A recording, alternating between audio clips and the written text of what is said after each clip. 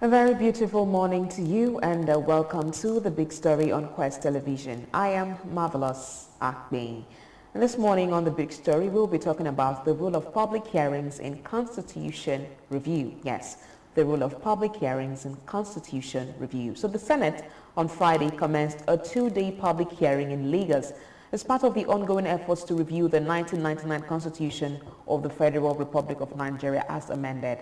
According to reports, on July 4th and 5th, 2025, the Nigerian Senate Constitution Review Committee held simultaneous regional public hearings across Lagos, Enugu, Ikotekpene, Jos, Maiduguri, and Kano. And this is it was a historic opportunity for citizens to influence amendment on local government autonomy, state creations, gender equity, state police, judicial and electoral reforms. The hearing, which was expected to provide a platform for stakeholders in the southwest geopolitical zone and other zones to engage in deliberations on wide-ranging proposals, which includes the creation of 18 new local government areas, establishment of state police, and comprehensive electoral reforms. And similar hearings were conducted across the other geopolitical zones, with the exception of the northwest, where proceedings have been postponed following the recent demise of Kano businessman and philanthropist Alhaji Aminu Dantata. Leader of the Senate and chairman of the Southwest Zonal Constitution Review Committee, Senator OKWUNEBE Bamidele, announced the development in a statement which outlined the program for the Lagos hearing. He stressed the importance of the exercise in strengthening Nigeria's governance structures through inclusive stakeholder engagement. And according to the statement, the Senate Constitution Review Committee inaugurated on February 14, is composed of 45 members and led by the Deputy Senate President, Senator Barau Jibrin, with Bamidele as serving vice chairman. And he noted that the committee had received numerous memoranda covering key areas of national interest, such as security and policing, judicial and constitutional reforms, local government autonomy, fiscal federalism, the role of traditional institutions, and electoral integrity.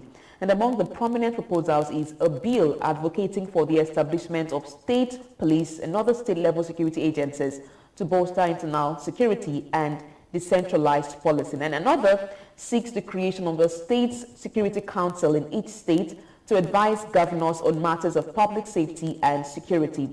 And further proposed amendments include transferring key responsibilities such as labor, industrial relations, and minimum wage from the exclusive to the concurrent legislative list, thereby allowing both federal and state governments to legislate on these matters. And there is also a proposal to transfer control over interstate waterways to the concurrent list, enabling both levels of government to manage shipping and navigation in inland waters.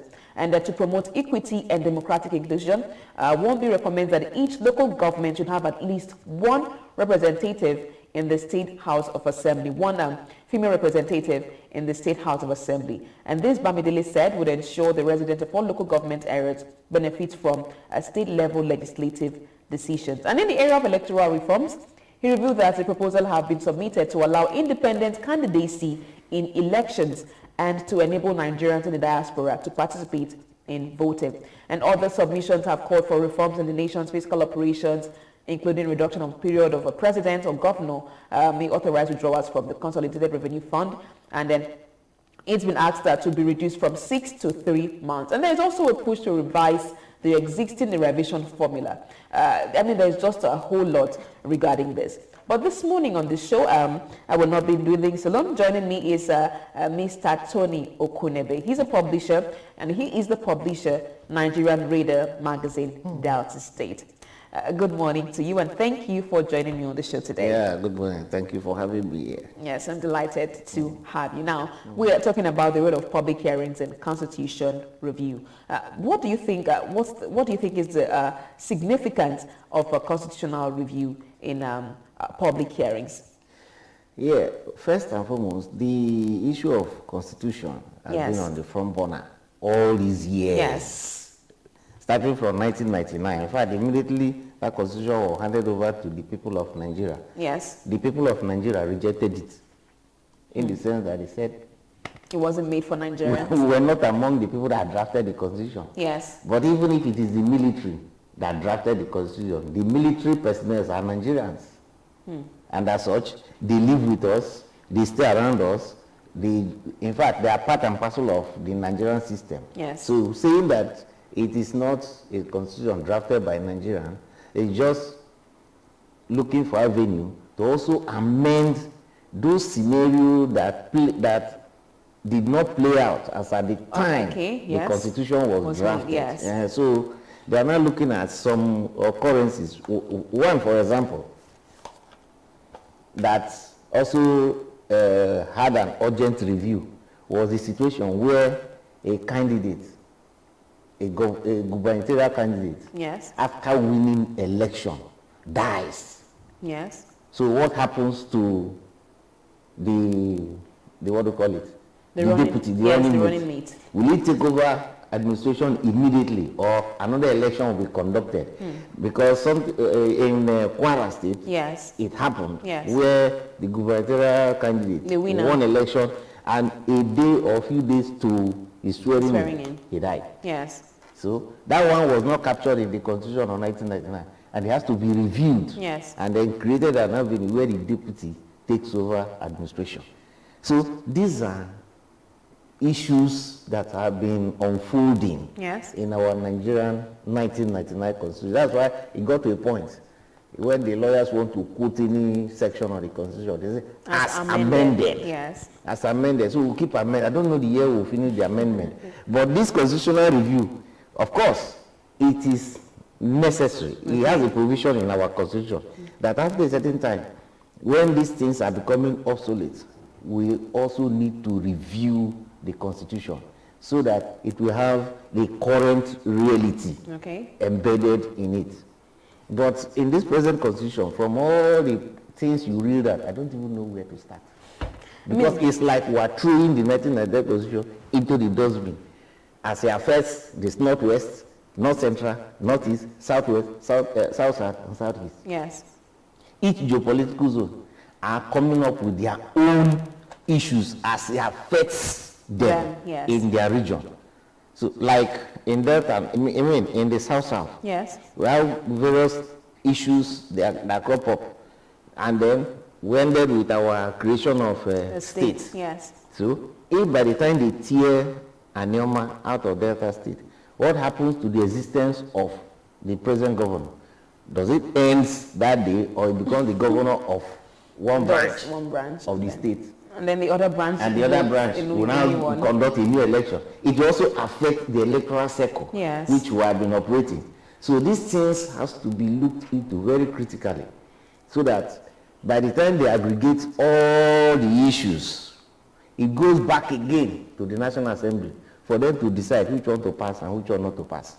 So that is the issue of constitutional review. Yes. It is necessary because so many things have happened. Okay, like the issue of insecurity now. Yes. If they don't talk about it in this gathering, yes, where else will they talk about it? All people, everybody, including myself sitting down here, have written, Nigerian government, please look into security issue. Nobody is listening. But this is a clear avenue for the government to listen to the people and then collect issues as raised by the people. Then go to the next appropriate legislative arm. Okay. Talk about this thing and let's see how can, because these people at the National Assembly are being voted, are representative of the people at the grassroots, because everybody won't be there. Yes. You voted one person, say, please go and represent my state. Yes. Or go and represent my district in the National Assembly. So whatever that is discussed, that was discussed there, it behoves on the person to take it to the house and say, this is what my people yes, talked about. What do we do about it? That's the reason why they are there. And this, to me, is one of the high points of Tinubu's administration. Though the past administration tried something like this. We have the National Confab, we have Constitutional Review during Obasanjo time. Yes. That tried to do an extension of tenure. We also heard inside that place, the points you read that they're trying to advocate for a shorter term, yes, for both president and governor. Yes. So that and then single candidacy. They do, and then single candidacy. In fact, If they pass that one, I think that is the time people like us will contest. Let's talk about some of these issues that are being raised for a review. Let's start with the state police. Do you think that constitutionalizing the state police could help to address localized insecurity? Okay, let me illustrate it this way. Okay. Let's put police in one side. I'm coming to it. Okay.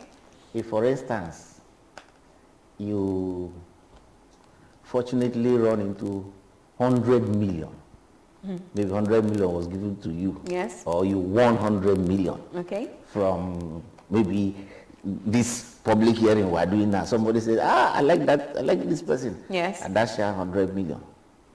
What would be the first thing you begin to think? First and foremost, to buy a very superb car and go with what? Convoy. Including police officers. Okay. Anywhere you go, you have police orderly behind you. Yes. Even if you don't carry police, first and foremost, the first thing you do is, let me look for 2 bouncers. Bouncers, that will be going with me. Yes. Isn't it? The use of that bouncer, what is it for? Is it not, 1, to attract attention, 2, to intimidate, ward off any kind of attack on you? Because anybody coming to attack you as a that and say, that person carry bouncers. Those bouncers will become demigod behind you. Okay. You are the god, they are the demigod behind you. The same, that scenario you are seeing will also play out when state police is constitutionally allowed. Because of the kind of people that will use it at the state. Okay. Let's take an example. If you go to outside the country, yes.